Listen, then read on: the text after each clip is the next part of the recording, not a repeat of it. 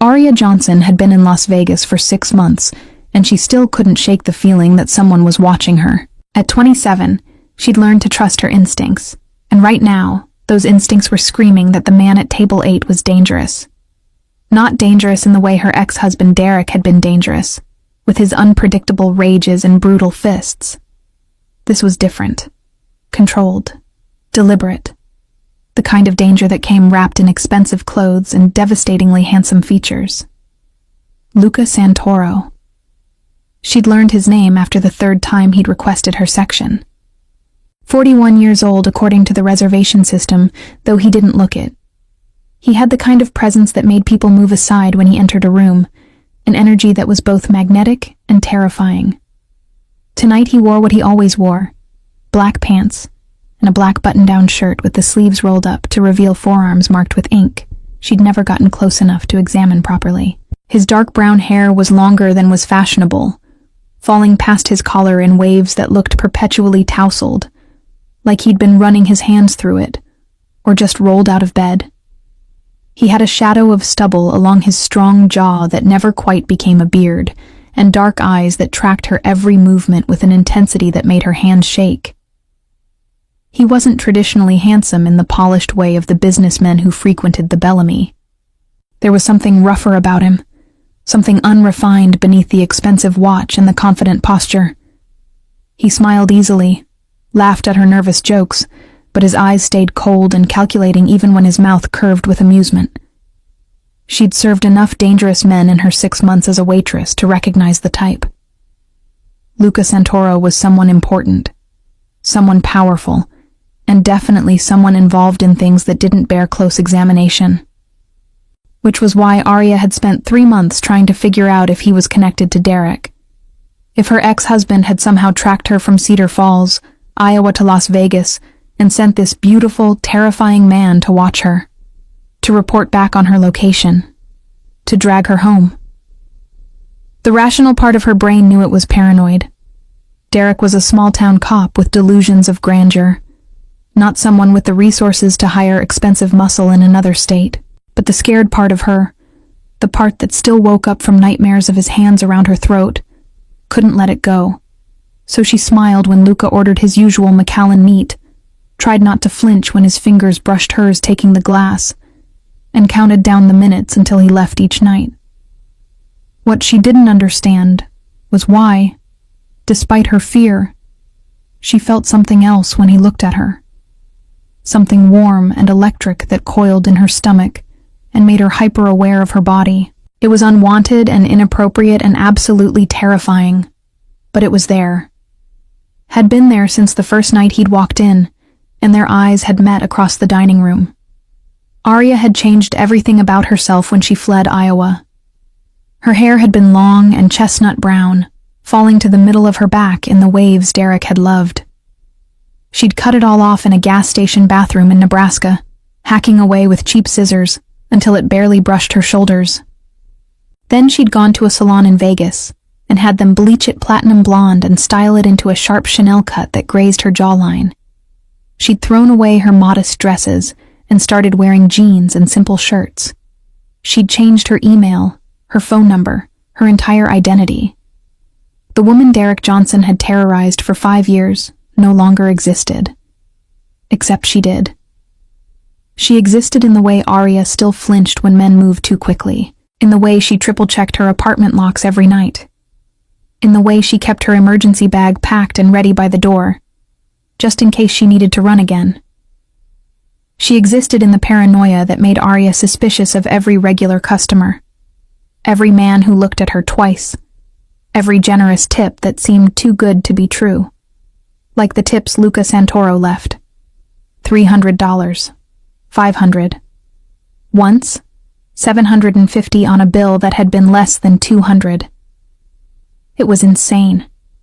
It was suspicious, and it was the only reason she could afford her studio apartment in a building with actual security. Tonight was Friday, which meant the restaurant was packed with tourists and high rollers from the casino next door. The Bellamy was inside the Oasis Hotel and Casino, an upscale establishment that attracted the kind of clientele who thought nothing of spending thousands on dinner. Aria had gotten the job because she'd been desperate and willing to work the late shift that no one else wanted. She'd learned quickly that late-night service meant bigger tips and fewer questions about her lack of references from previous employers. She was refilling water glasses when she saw Luca walk in at his usual time, 10 p.m.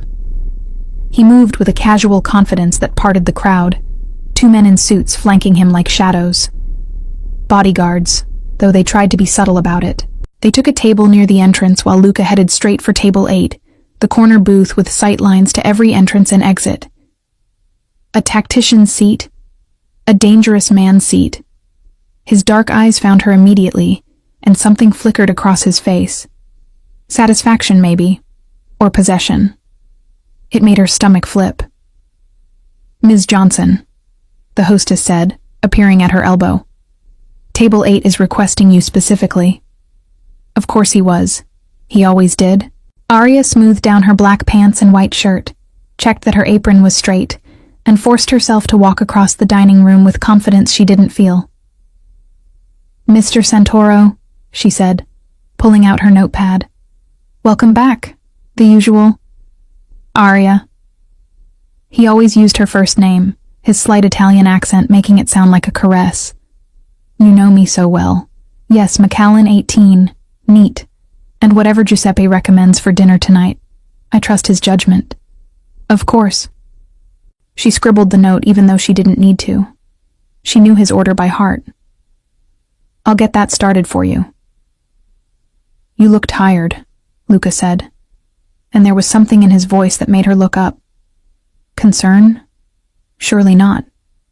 Long shift? "Every shift is long, Mr. Santoro," Arya said carefully. "But I'm fine. Thank you for asking." "Luca," he corrected, like he did every time. "After 3 months, I think we can dispense with formalities." "That wouldn't be appropriate," Arya said. "You're a customer." "I'm a man who admires a woman who works as hard as you do," Luca said, his dark eyes holding hers. "Who never asks for help even when she clearly needs it. Who carries trays heavy enough to make her arms shake but refuses to make 2 trips because that would mean admitting weakness. I see you, Arya. More than you think I do." Her breath caught. That was too specific. Too observant. "I should get your drink. One more thing." Luca's hand moved to his jacket pocket, and Arya's body tensed instinctively before he pulled out a simple business card. "My private number. In case you ever need anything. Anything at all." "I won't need anything," Arya said, but she took the card anyway because refusing felt more dangerous than accepting. "But thank you." She fled to the bar, her heart racing. He'd noticed that she refused help, that she pushed herself too hard, that she was barely holding it together most nights.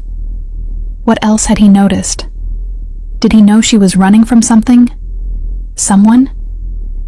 The bartender, James, raised an eyebrow as he poured the McAllen. "Santoro making you nervous again?" "He's just a customer," Arya said. "He's not just anything," James said quietly. "You know who he is, right? What he is?" "I don't want to know," Arya said firmly. "I take his order. He leaves a good tip. That's all I need to know." "Suit yourself," James said. "But word of advice? Don't get on his bad side. And definitely don't get on his good side either. Men like that, they're dangerous both ways." Arya delivered the drink, took Luca's dinner order, and tried to focus on her other tables. But she felt his eyes on her all night, tracking her movements, watching her with that unnerving intensity. When she brought his entree, he asked about her life in Vegas, how she was settling in, if she'd made friends. She deflected with practiced ease, keeping everything surface level and professional. She was clearing his dessert plates when Richard Brennan appeared. The restaurant owner was in his early 50s, with silver hair and a smile that never reached his eyes. He'd been pressuring Arya for weeks about something she'd refused to even consider, and from the look on his face tonight, his patience had run out. "Arya," Richard said, his hand suddenly on her arm. "A word." Now. I'm working, Arya said, trying to pull away subtly. Can it wait until... No, it can't wait. His fingers tightened, not quite painful but definitely not gentle. We need to discuss your future here. Kitchen. Now. Arya's eyes darted to Luca, who had gone completely still. His expression was calm, but something in his posture had changed, coiled tight like a snake about to strike. Their eyes met for a brief second before Richard dragged her toward the kitchen entrance. Away from the dining room, away from witnesses, Richard's pleasant mask dropped completely. He shoved her against the wall near the walk-in refrigerator, one hand planted beside her head. I've been very patient with you, he said coldly. Very generous, giving you good shifts, looking the other way about your lack of proper documentation. But my patience has limits, Arya. I don't know what you're talking about, Arya said, even though she did. She absolutely did. The private events, Richard said. I have a very important client who specifically requested a girl like you. Blonde, young, pretty. The event is tomorrow night, penthouse suite. You'll serve drinks, be entertaining, and make him very happy. $7,500 for one evening's work. More money than you make in 3 months.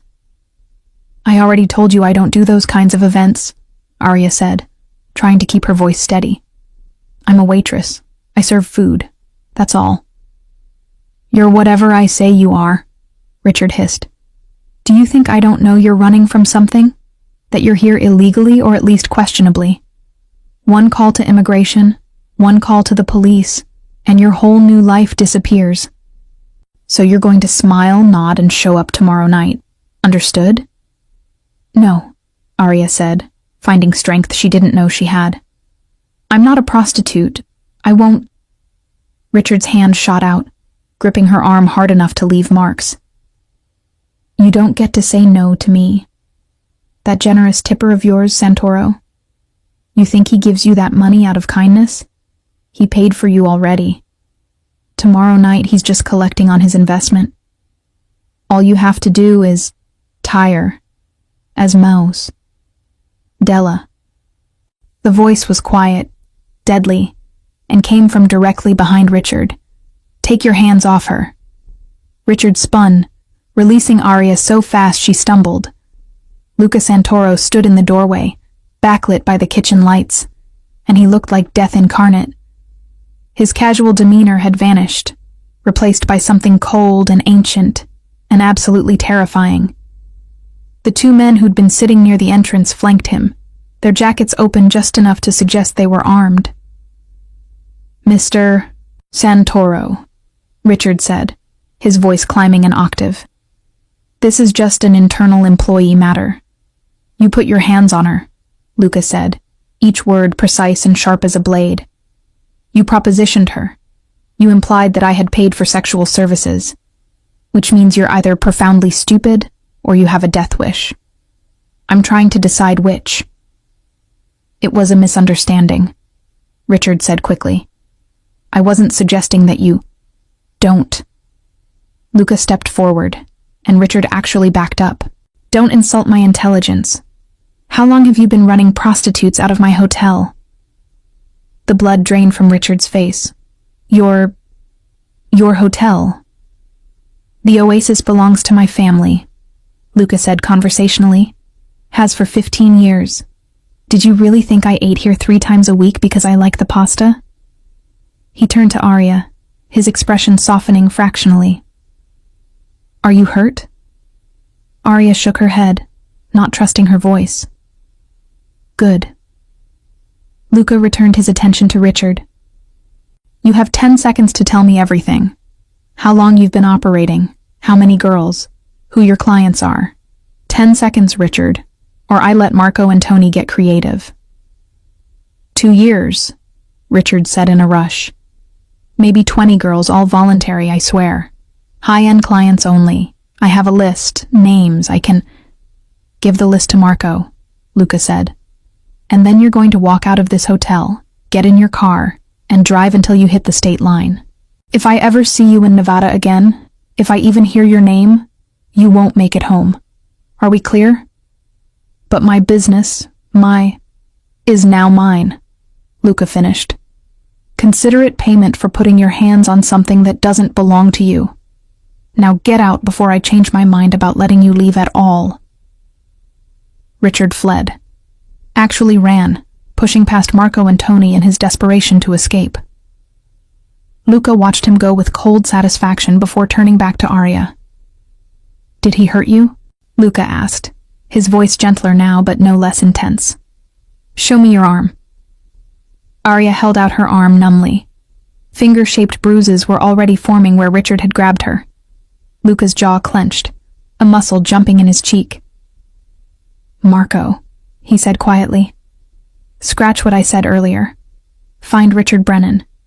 Make sure he understands that touching her has consequences. No, Arya said quickly. Don't. He's gone. It's over. It's not over until I say it's over, Luca said. But if it makes you feel better, Marco will be diplomatic. Richard will live. He just won't be comfortable for a while. He studied her face. Come with me. We need to talk. I'm working, Arya protested weakly. The restaurant is closed, Luca said. As of right now, staff will be paid for the full shift, but everyone goes home. Except you. You come with me. It should have terrified her, should have sent her running.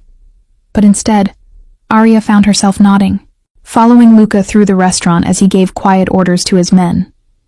Watching as the dining room emptied, confused customers being offered complimentary meals, and apologetic managers explaining an unexpected closure.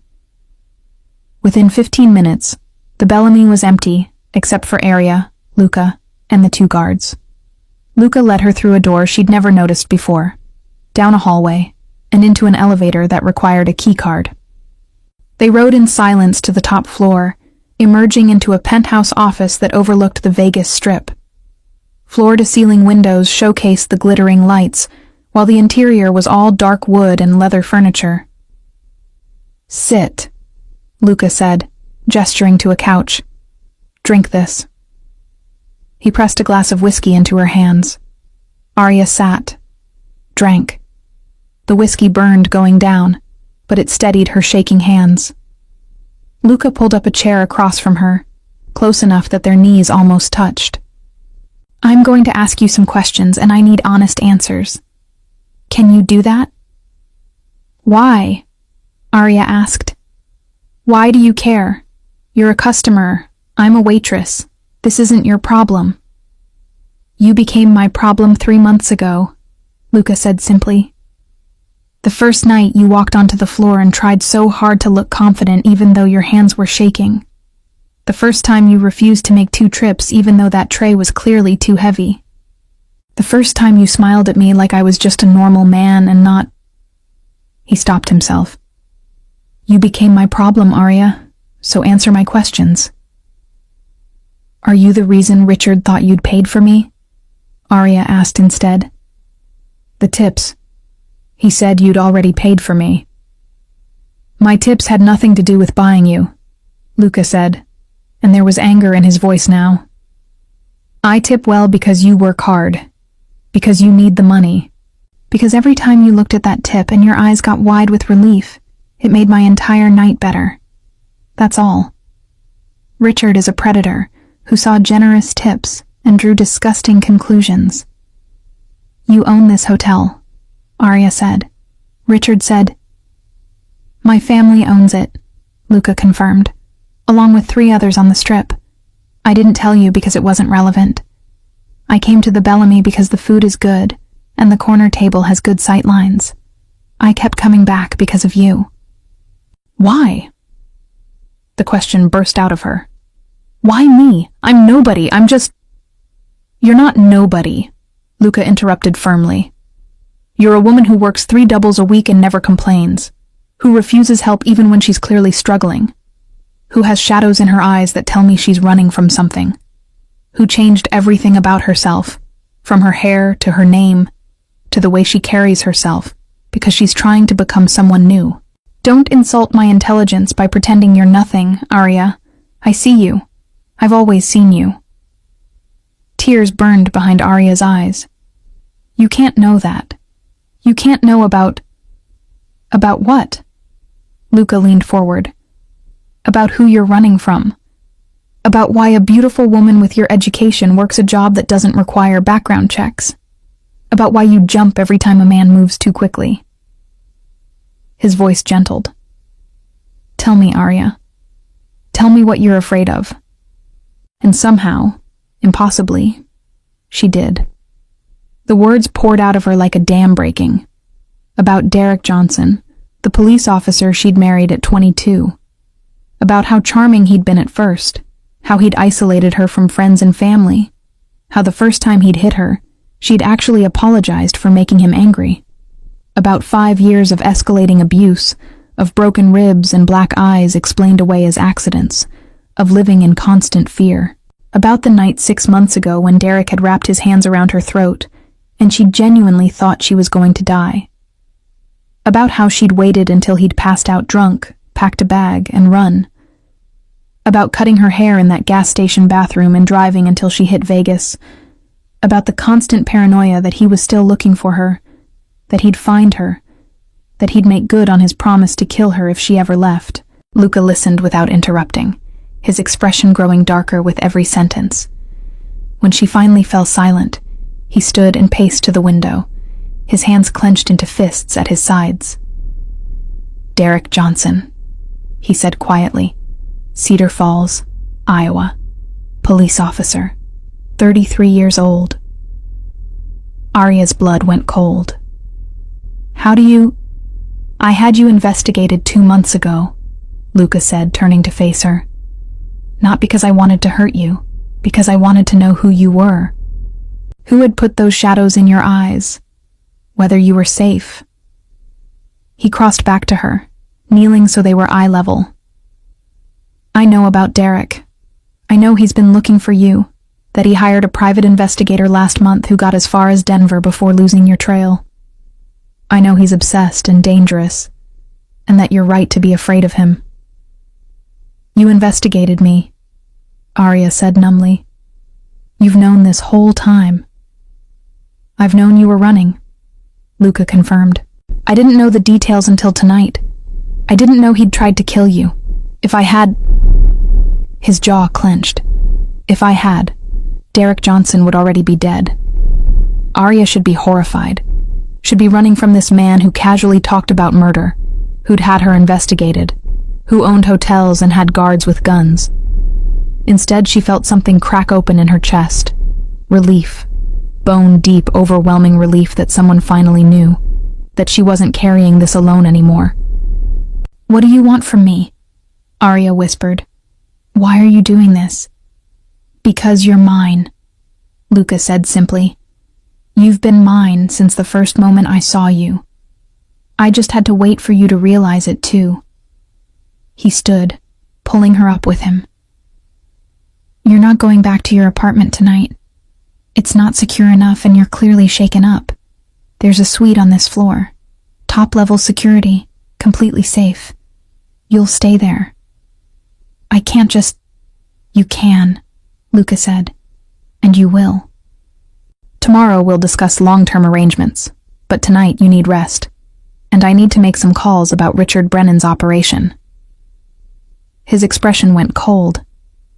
20 girls, for 2 years, in my hotel. That's unacceptable. Arya should argue, should insist on going home. But the thought of her empty studio apartment, of lying awake all night jumping at every sound, was suddenly unbearable. Okay, she said quietly. Just for tonight. Just for tonight, Luca agreed, though something in his eyes suggested he was thinking much longer than that. He led her to a suite at the end of the hall, using another keycard to open the door. The space was enormous, all modern luxury and stunning views. A bedroom bigger than her entire apartment. A bathroom with a soaking tub. A living area with a full bar. There are clothes in the closet that should fit you, Luca said. Various sizes. Help yourself to whatever you need. Mini bar is fully stocked.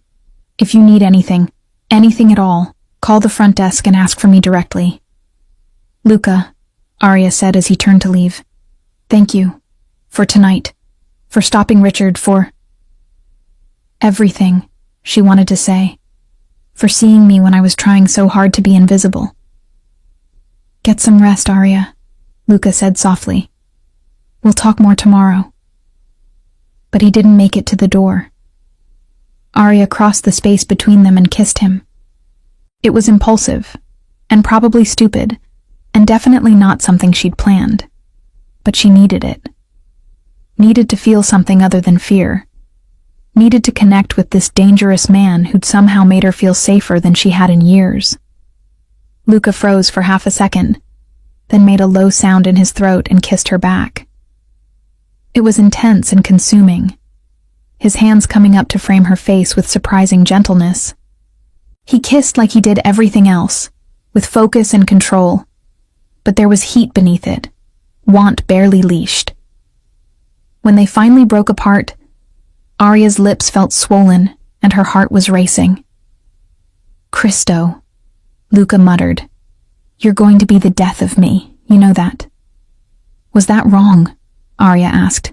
I'm sorry, Don't apologize for that, Luca said firmly. Never apologize for that. But you've had a traumatic night, and I won't take advantage. So I'm going to leave now before I do something we'll both regret. Sleep, Arya.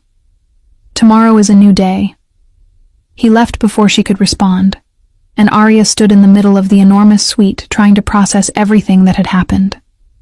Richard's assault, Luca's rescue, the revelation that he owned the hotel, that he'd had her investigated, that he'd known about Derek this whole time. The kiss. She touched her lips, still feeling the ghost of his mouth against hers. This was insane. She was falling for a criminal, because there was no doubt that's what Luca Santoro was. Men who owned hotels and had armed guards and could shut down restaurants with a word weren't on the right side of the law.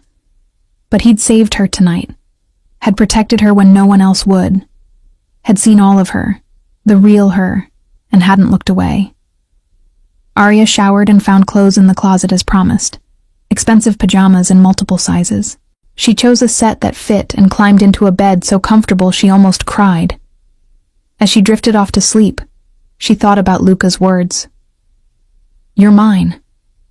You've been mine since the first moment I saw you. It should terrify her. Instead, it felt like coming home. Arya woke late the next morning, disoriented by the unfamiliar room before memory crashed back. She found her phone on the nightstand, plugged in, and charging, though she didn't remember doing that. There were 3 missed calls from other waitresses at the Bellamy, asking what had happened last night. A text from an unknown number. Sleep well. Come to the office when you're ready. We need to talk. L. She showered, dressed in clothes from the closet that fit perfectly, and made her way to Luca's office.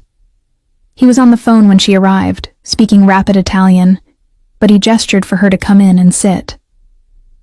No, he was saying. I want everyone interviewed. Every girl who worked for Brennan. I want to know they're safe and have resources. Yes, all of it from the discretionary fund. And Marco? Fine, Brennan. I want to have a conversation about appropriate consequences. He hung up and turned his attention to Arya. How did you sleep? Better than I have in months, Arya admitted. Luca, about last night. The kiss. I shouldn't have. I'm glad you did, Luca interrupted. But we need to talk about what happens next. First, you're not going back to work at the Bellamy. The restaurant will be closed for 2 weeks while I clean house and install new management. When it reopens, you're welcome to return if you want. But I'm hoping you'll consider something else. I need to work, Arya said. I can't just live in your hotel suite. I'm not suggesting you do nothing, Luca said. I'm suggesting you work for me in a different capacity. I need someone to manage inventory across my properties. Someone detail-oriented, responsible, trustworthy. The pay is significantly better than waitressing, and the hours are more reasonable. Interested? It was a lifeline, a way out of late-night shifts and handsy customers and constant fear. But it also meant being in Luca's orbit permanently, being tied to him, being dependent on him. Why? Arya asked. Why would you do this for me? Because I can, Luca said simply. Because you deserve better than living in fear. Because I want you to stay in Vegas, and if a better job makes that more likely, then that's what I'll offer. He leaned back in his chair. I'm not going to pretend I'm a good man, Arya. I'm not. I do things that would horrify you. But I protect what's mine, and you're mine whether you've fully accepted that yet or not. So take the job. Let me help you build something stable here. And Derek? Arya asked quietly. What happens when he finds me? If he finds you, I handle it, Luca said, and there was promise in his voice. Cold, certain promise. But I'd prefer to handle it before he gets that far. I'm having him watched. The moment he starts moving toward Vegas, I'll know, and I'll deal with him permanently. You're talking about killing him, Arya said. I'm talking about eliminating a threat, Luca corrected. Derek Johnson is a violent abuser who's obsessed with finding you. Men like that don't stop, Arya. They escalate. So yes, if he comes after you, I'll kill him. Does that bother you? It should. But when Arya tried to summon horror at the idea of Derek dying, all she felt was relief. No, she admitted. It doesn't. And that probably makes me a terrible person. It makes you human, Luca said. And a survivor. So what do you say? Take the job. Stay in the suite until we find you something more permanent. Let me protect you properly. Okay, Arya said. But I pay rent for the suite. I'm not a charity case. Deal, Luca agreed, though they both knew he'd probably set the rent at something nominal. Now, breakfast. I'm starving, and you need to eat. There's a restaurant on the top floor that does an excellent brunch. Over the next 2 weeks, Arya settled into her new life. The job was everything Luca had promised, challenging but manageable, with reasonable hours and excellent pay. She moved from the penthouse suite into a still luxurious but smaller unit on a lower floor, insisting on paying market rate even though Luca tried to argue. She learned the rhythm of his hotels, met his staff, slowly stopped jumping at shadows, and she fell in love with Luca Santoro. It happened gradually, in small moments. The way he remembered her coffee order without being asked, how he'd appear at her office at the end of her shift, offering to walk her home even though security made it unnecessary. The way he listened when she talked, really listened, like her words mattered. How he never pushed for more than she was willing to give, never demanded explanations or justifications, just accepted her at face value. They had dinner together most nights, sometimes in restaurants, sometimes in his penthouse where he cooked surprisingly well. Italian dishes his mother had taught him, he explained, family recipes passed down through generations. He told her about growing up in Vegas, about taking over the family business young when his father died, about the weight of responsibility and legacy. He never explicitly said what the family business was, but Arya wasn't stupid. The armed guards, the way people deferred to him, the casual mentions of territory and respect. Luca Santoro was connected. Probably Mafia, definitely dangerous, and she was falling for him anyway. The kiss happened again on day 4, in his penthouse kitchen while he was cooking. She'd leaned in to taste the sauce he was stirring and he'd caught her, pulled her close, kissed her until her knees went weak. They'd stumbled to the bedroom, and Luca had made love to her with an intensity that left her shaking, possessive and demanding but attentive, learning every sound she made, every touch that made her gasp. Mia, he'd murmured against her skin. Mine. Say Mia, Arya. Solo Mia. You're mine. Only mine. It should have triggered her, should have reminded her of Derek's controlling possessiveness. But this was different. Luca's possessiveness came with protection, with respect. with the kind of devotion she'd never experienced before. When he said she was his, it felt like a promise rather than a threat. They fell into a routine: work during the day, dinners together at night, sleeping in his bed more often than not.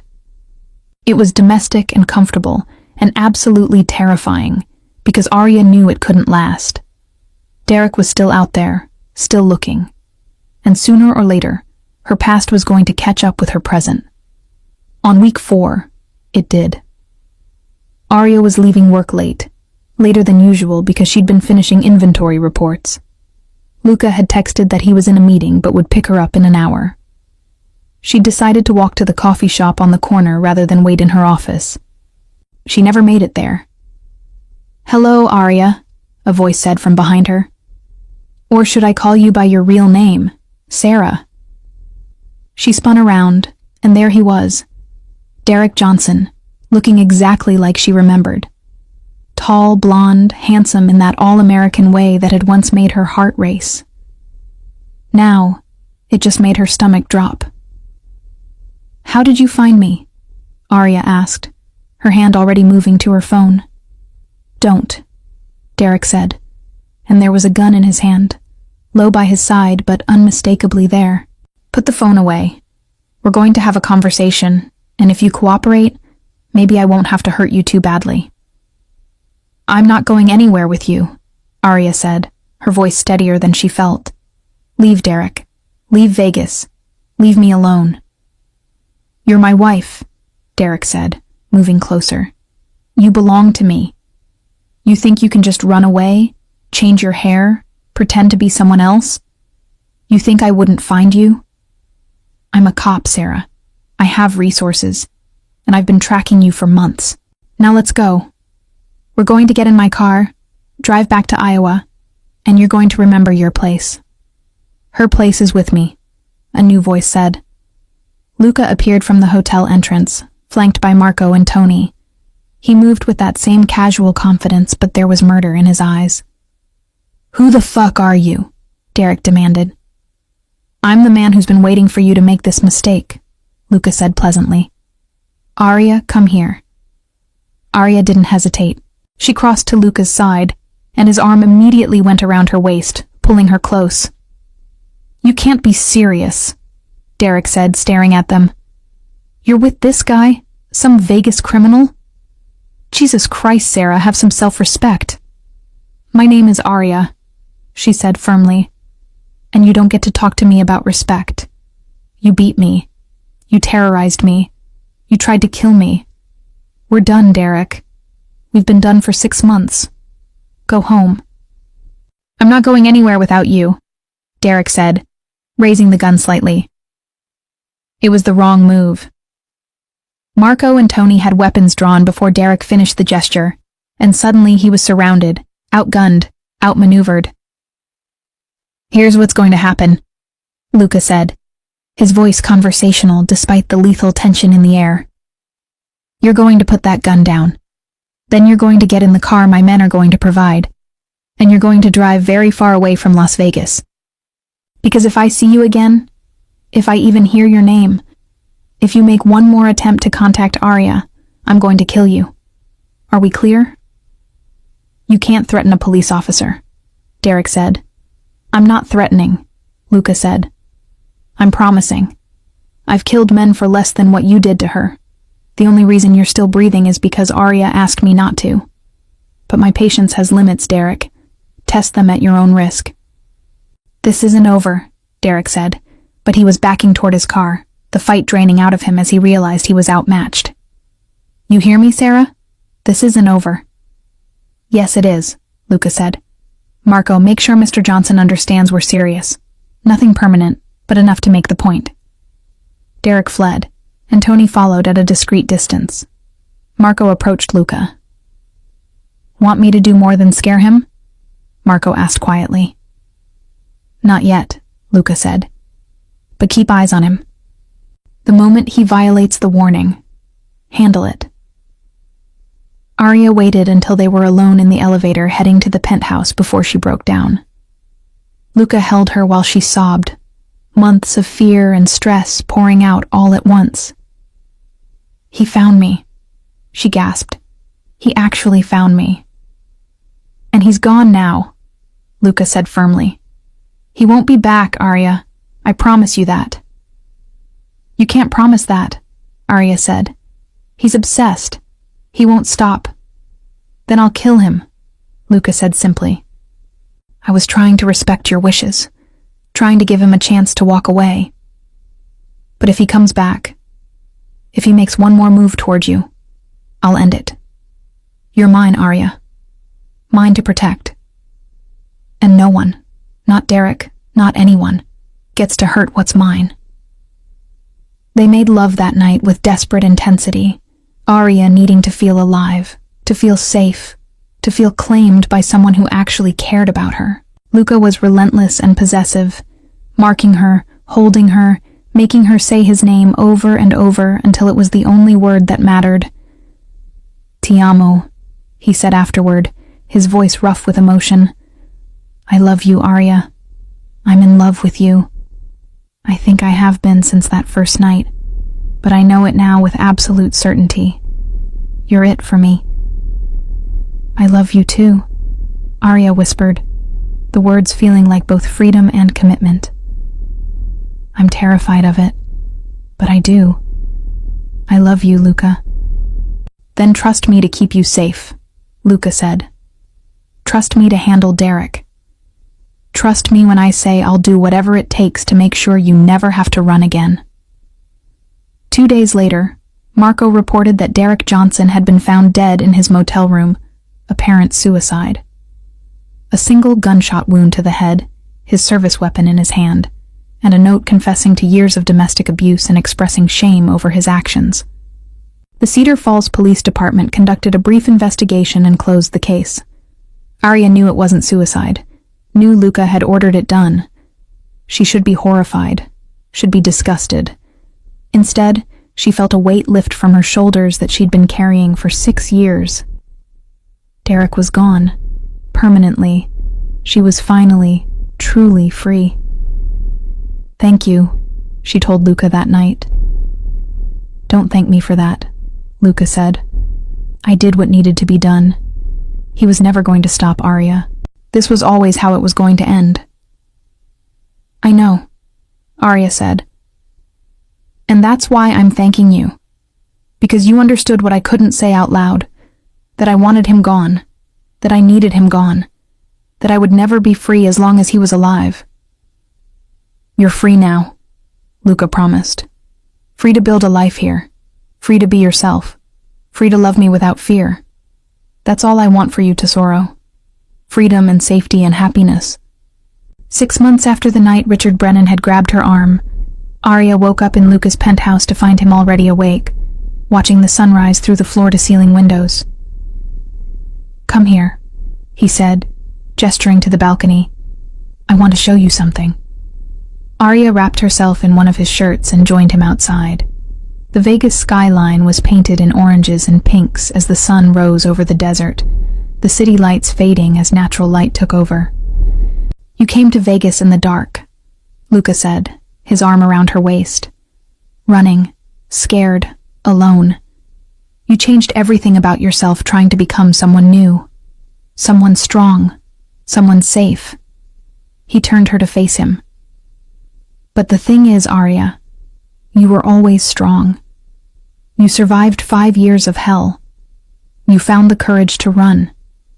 You built a new life from nothing. You didn't need to become someone new. You just needed someone to see who you already were." "Luca," Arya said, her throat tight. "I see you," Luca continued. "I've seen you from the beginning. The woman who refuses help even when she needs it, who works too hard and never complains, who has shadows in her eyes but still smiles, who kissed me like she was drowning and I was air.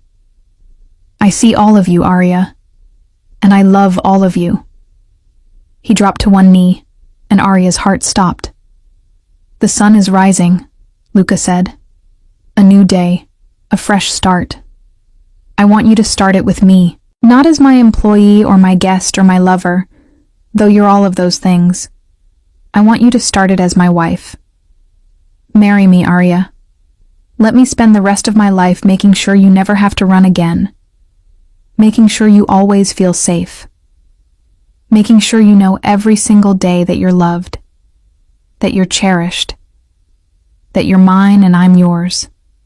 And nothing will ever change that. The ring was beautiful. A sapphire surrounded by diamonds. Unconventional and perfect. Just like them. Yes, Arya said, tears streaming down her face. Yes, of course, yes. I love you so much, Luca. He slid the ring on her finger and stood, pulling her into a kiss that tasted like salt and sunrise and new beginnings.